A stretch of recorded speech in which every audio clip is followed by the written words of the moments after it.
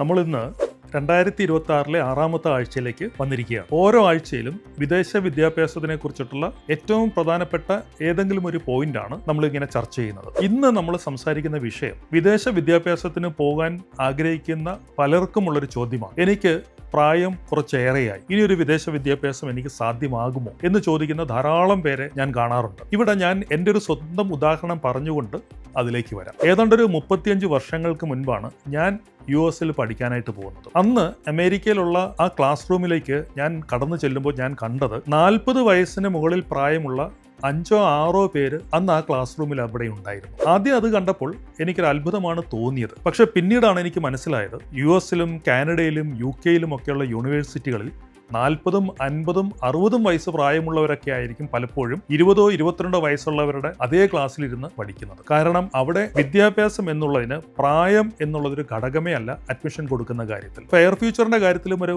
ഉദാഹരണം എനിക്ക് പറയാൻ പറ്റും. ഏതാണ്ട് ഒരു 3-4 വർഷങ്ങൾക്ക് മുൻപ് ഫെയർ ഫ്യൂച്ചറിൽ നിന്നും 68 വയസ്സുള്ള ഒരാൾ യൂണിവേഴ്സിറ്റി ഓഫ് കാലിഫോർണിയയിലേക്ക് പഠിക്കാനായിട്ട് പോയിട്ടുണ്ട്. കൊച്ചിയിലുള്ള ഒരു വളരെ പ്രശസ്തമായ ഒരു കോളേജിൽ നിന്നും അധ്യാപകനായി റിട്ടയർ ചെയ്തതിന് ശേഷം വിദേശ വിദ്യാഭ്യാസത്തിന് പോകാനുള്ള താല്പര്യം അദ്ദേഹത്തിന് ഉണ്ടാവുകയും അങ്ങനെ ഒരു പ്രായത്തിൽ പോകാൻ സാധിക്കുമോ എന്നുള്ളൊരു സംശയത്തോടു കൂടിയാണ് കടന്നു വന്നതെങ്കിൽ പോലും ഫെയർ ഫ്യൂച്ചറിൽ നിന്നും അദ്ദേഹത്തിന് താല്പര്യമുള്ള ഒരു വിഷയത്തിൽ യൂണിവേഴ്സിറ്റി ഓഫ് കാലിഫോർണിയയിലുള്ള ഒരു പ്രോഗ്രാമിന് അഡ്മിഷൻ എടുക്കാൻ സാധിക്കുകയും അവിടെ യൂണിവേഴ്സിറ്റി ഓഫ് കാലിഫോർണിയയിൽ പഠിക്കാൻ പോവുകയും ചെയ്ത ഒരു ഉദാഹരണമാണ് ഈ അവസരത്തിൽ പങ്കുവയ്ക്കാനുള്ളത്. അപ്പോൾ പറഞ്ഞു വന്നത് ഇത്രയാണ്: നിങ്ങളുടെ ഒരു പ്രായമോ അല്ലെങ്കിൽ നിങ്ങളുടെ ഒരു സ്റ്റഡി ഗ്യാപ്പോ വിദേശ വിദ്യാഭ്യാസത്തിന് നിങ്ങൾക്കൊരു ആഗ്രഹമുണ്ടെങ്കിൽ ഇതൊന്നും തന്നെ നിങ്ങൾക്കൊരു തടസ്സമല്ലെന്നുള്ളതാണ്. കാരണം വിദേശത്തുള്ള യൂണിവേഴ്സിറ്റികൾ ഒരിക്കലും നിങ്ങളുടെ പ്രായമോ നിങ്ങളുടെ സ്റ്റഡി ഗ്യാപ്പോ പരിഗണിക്കാതെ നിങ്ങൾക്ക് ആ ഒരു പ്രത്യേക സബ്ജക്റ്റ് ആ യൂണിവേഴ്സിറ്റിയിൽ ഉള്ളത് പഠിക്കാൻ നിങ്ങൾ പൂർണ്ണമായും തൽപരനും താല്പര്യപ്പെടുന്ന ഒരാളുമാണെന്നുണ്ടെങ്കിൽ നിങ്ങൾക്ക് അഡ്മിഷൻ കിട്ടുന്ന കാര്യത്തിൽ യാതൊരു തരത്തിലുള്ള പ്രയാസം ഉണ്ടാവുകയില്ല.